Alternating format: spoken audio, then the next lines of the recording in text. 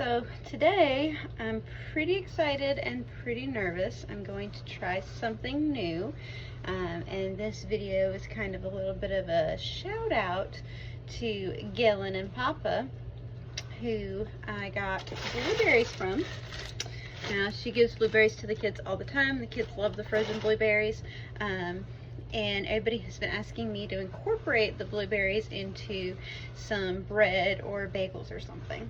So what I've got here, I've got some starter, I've got some flour, I've got some water, some salt, all mixed together. I'm gonna let this get mixed and let it sit and rest and rise a little bit, and then we're gonna figure out how to add the blueberries. Now, I have been doing some research because I'm a little bit intimidated.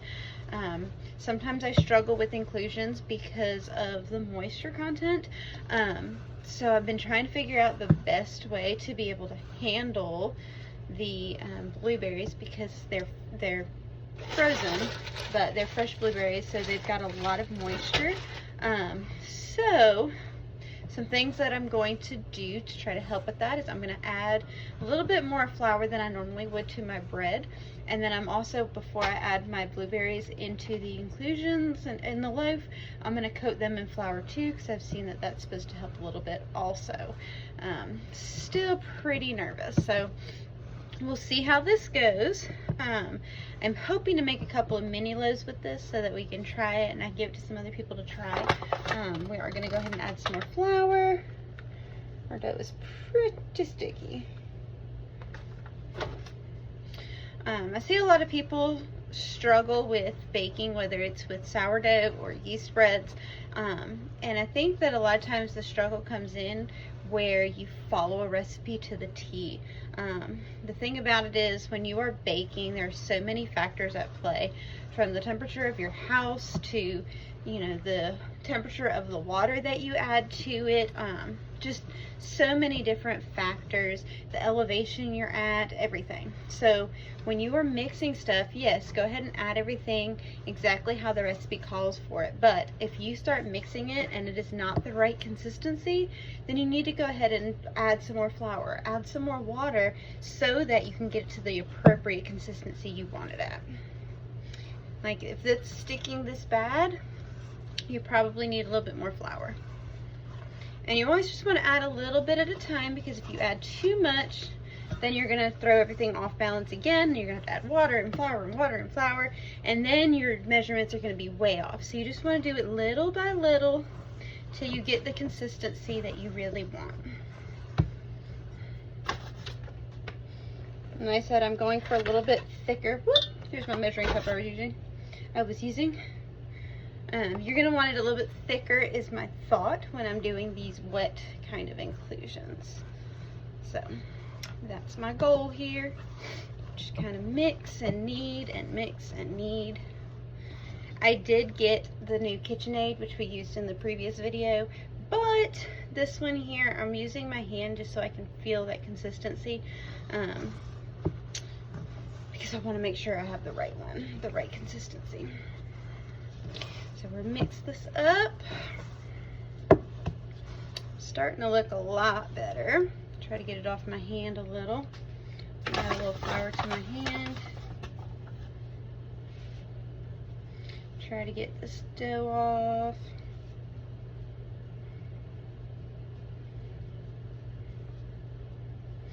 And I was baking with the boys last night. They were so excited and got to play in the dough and make the bagels and everything for their trip. And they were like, I can see why you like doing this. It's so fun to play with the dough. So I had to explain to them it's super fun to play with the dough, but you don't want to overhandle it, because then you're going to ruin your dough. You want to let that, the air bubbles, you want them in there so that it will rise nicely and not be super dense. But it's definitely tempting, because who doesn't love to play with Play-Doh?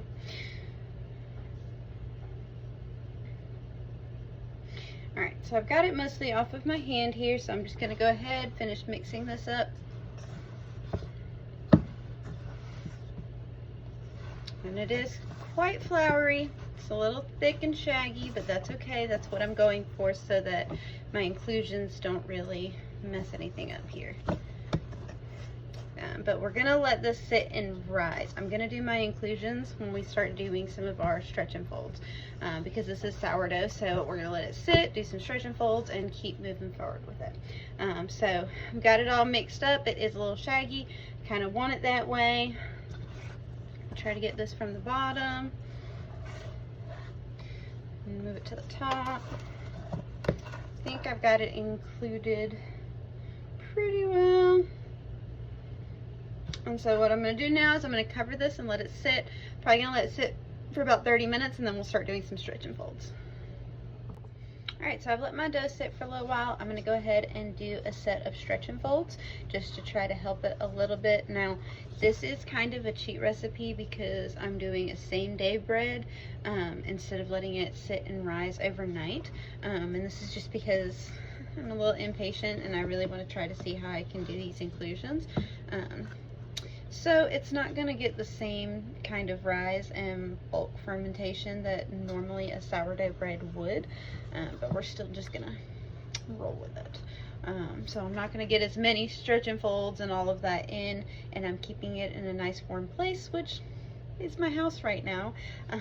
So I'm going to go ahead and let it sit and bulk and warm, but we are just going to keep doing those stretch and folds until I can add the inclusions in. I'm going to do this a couple times. I normally, so a lot of recipes will say to do like 3 stretch and folds. I do 4 because when I do 3, I always have this weird side. I don't know if I'm not doing it right or what's wrong with it, but I just prefer to do 4. I'm going to add a little bit of flour because it is still pretty sticky. And like I said, this is because I'm going to be adding such wet inclusions to it, that I'm adding so much flour to it because I'm nervous about the moisture content. But normally I would let this just kind of keep bulk fermenting and rising and everything, and the stickiness kind of dies down some. But once again, this is a same day bread, and I'm using those frozen blueberries, so there's going to be a lot of moisture. Alright, so this is looking a lot better. I'm going to let this sit for a little bit longer, and I'm going to go ahead and start working with some of my blueberries for a minute. So let's cover this back up. Set it to the side. Now I need another bowl.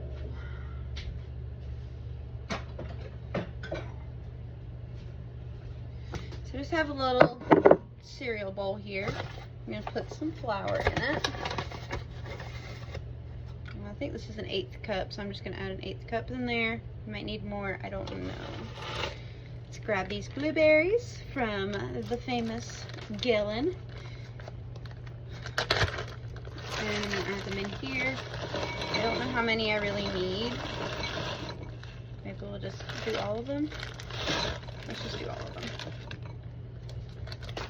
And, oh, they're cold. I'm just going to kind of stir them around in the flour to try to coat them.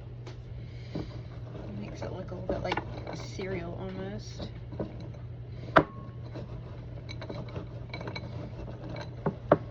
And what I'm being told is that coating them in the flour is going to help with the moisture. Looks like the 1/8 of a cup was a good amount. It's hard to tell. I might add a little bit more just for good measure.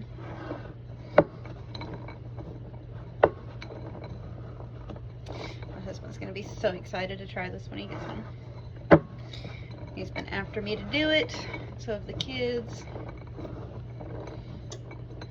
So, looks like that 1/8 of a cup is a good amount.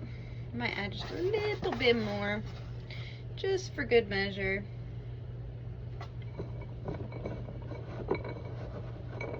Trying to make sure I get it all the way from the bottom. There we go. Alright, so that's what they look like now. I'll coat it up, ready to go. And we will let those sit in waiting. This is going to be so good. It's going to be a pretty purple, I bet. Just look at that. Look at the dough. I don't know if you can tell how pretty and purple it is. It sure does look good. So we'll get that set, and then I'm going to probably do one more stretch and fold with my dough, and then we will go ahead and start working with our inclusions. So we'll be back in just a second. Alright, so our dough has rose a good bit. I still want it to rise a little bit more, but I want to go ahead and add the inclusions and then let it rise the rest of the way after it's kind of shaped up. So what I'm going to do is I'm going to flour this surface, and I'm going to attempt to make 2 loaves out of this. So I'm going to divide it. It's my beautiful dough. Ugh, I love it so much. And we're going to go ahead and divide it. Oh, don't get too sticky now. Come on. There we go. So I'm going to set this to the side. And then what I'm going to do for the inclusions is I'm going to kind of stretch this out some. I don't want to roll it out, I want to stretch it out, because if I roll it out, I'm going to lose all of my air. So we're just going to stretch it. Like so. Now, I've never done inclusions like this before, so bear with me because I have no idea what I'm doing exactly. I've just seen videos. If you want to tell me if I'm doing something wrong in the comments, by all means, I'm always open to criticism, constructive criticism. Alright, so got it kind of stretched here. I'm going to take some of these blueberries that I coated in flour. I'm just going to put them on here.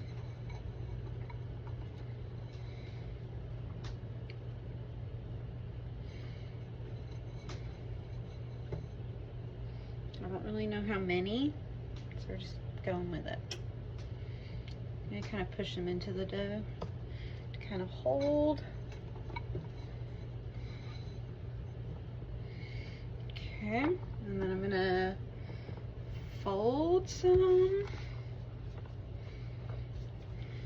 because that's what I've seen people do. Just kind of fold it in. I'm going to add a little bit more here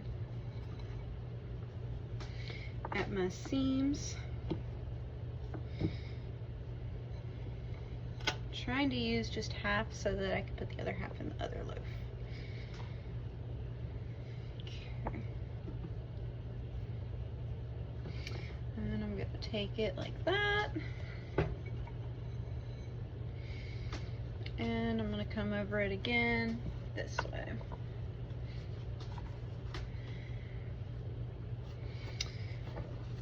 Now I've got a little dough ball going. I'm going to kind of try to shape it the best I can.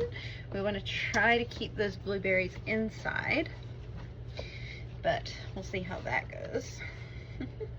You can see that they're trying to come out already. So I'm trying to shape it as gently as I can, but this is what I'm looking at right now. So I'm going to let this sit. Let's grab this other loaf. Other dough rather. I'm gonna put this one in here seam side up and let it do a little bit more rising. And we're gonna stretch this one out.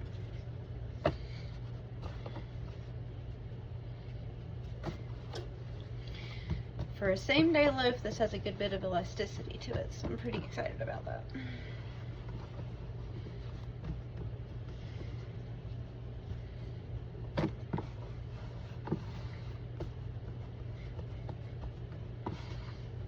Stretch it.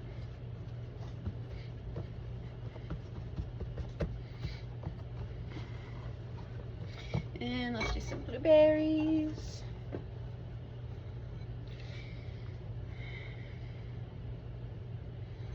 Try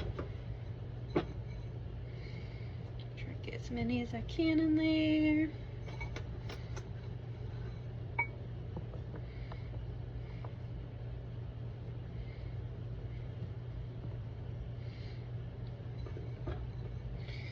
Alright, so I'm going to go ahead and fold this. Like So fold this one this way. Throw a little bit more here.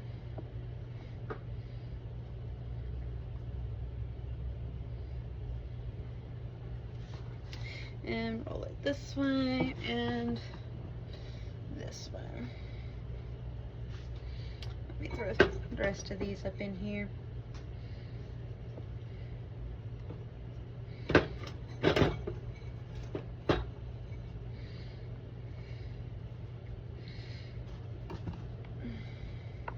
Okay, gotta kind of pull it.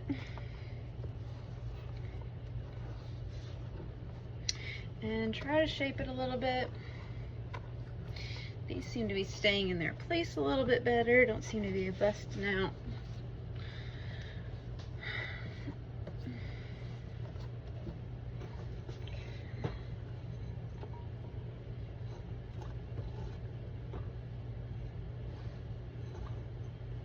Alright, I'm gonna grab me another bowl. Put some flour in it.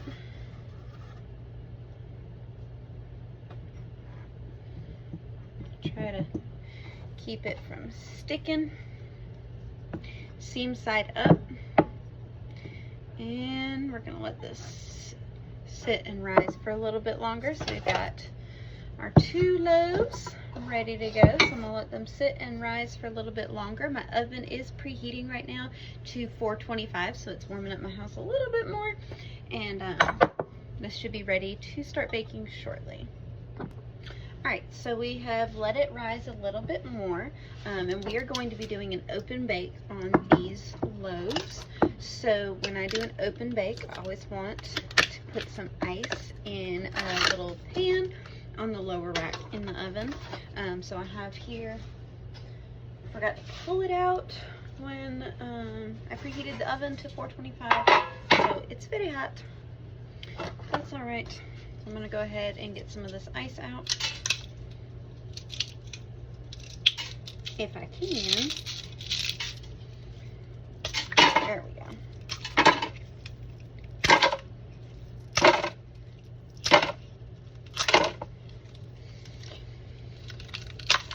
And the ice will help it so it gets a nice steam and moisture throughout it as it cooks the bread.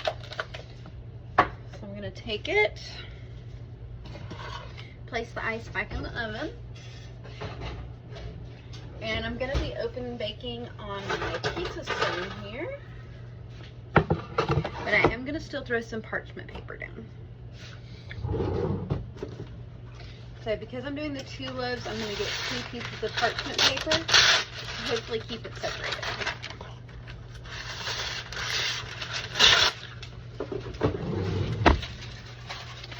Alright, so this first one here, she rose up really pretty. I'm hoping this works. So here's this one. I'm going to try to get some of this flour. It's got a lot of flour caked up on it. That's alright. I'm going to try to spread it out some. Shape it a little better. But I think it's going to do well.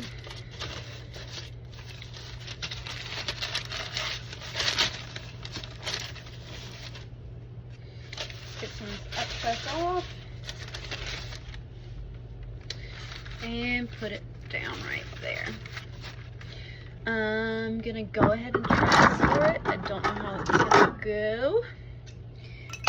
But we'll see. So I'm just going to do like a score down the center here. And we'll try this one this way. So hopefully we can maintain all of those blueberries inside of it. So just a little crisscross score there. My other piece of parchment paper, place it on the other side here. And we'll plop this dough out. Oh, don't stick. Come on. Alright, this one is kind of busting some, so I don't know how it's going to work out. I'm going to try to still a little bit of a score on it.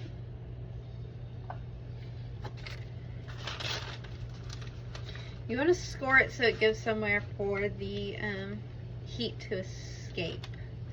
If you don't score it, it's going to find its own places to bust out. Okay, so I'm going to go ahead and we're going to pop these in the oven. Now, since I'm doing smaller loaves, I don't know how long I'm going to bake them till, but I'm going to bake them until they reach about 200 degrees internally. So let me show you what they look like. So here's loaf number 1. It doesn't have the best shape, but that's something we can work on in the future. And here is loaf number 2. This one has a little bit better of a shape, but it started busting more. So we'll see how that turns out. Alrighty, so into the oven these loaves go. I'm hoping that I've got them spaced good on here. We'll see what happens.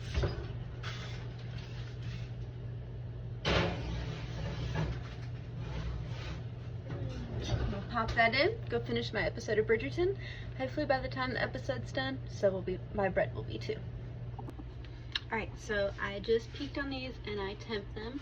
They are not the prettiest loaves in regards to scoring and how they rose and everything, but they're pretty in the sense that they look amazing and look like I'm ready to eat them right now. So let's go ahead and pull them out.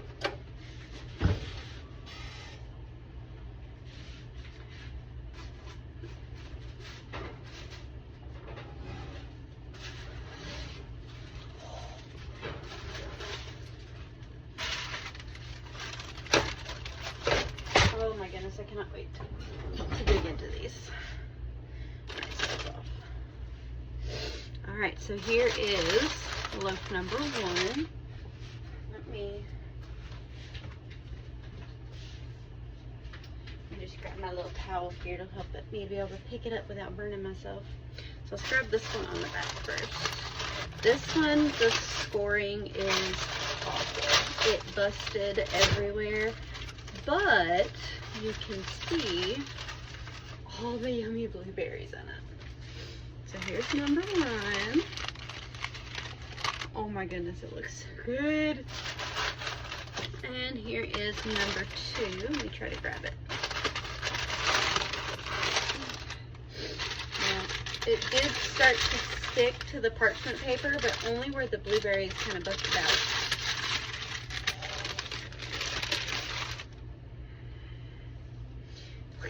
Blueberries. That is number 2. So now we're just going to let these sit and cool before we cut into them. Typically you want to let it cool completely because otherwise the inside can be kind of gummy. I never really wait that long because I like warm bread. So I'll probably let these sit for 1 to 2 hours before I cut into them. I'll have to do a short later and show you guys what they look like inside.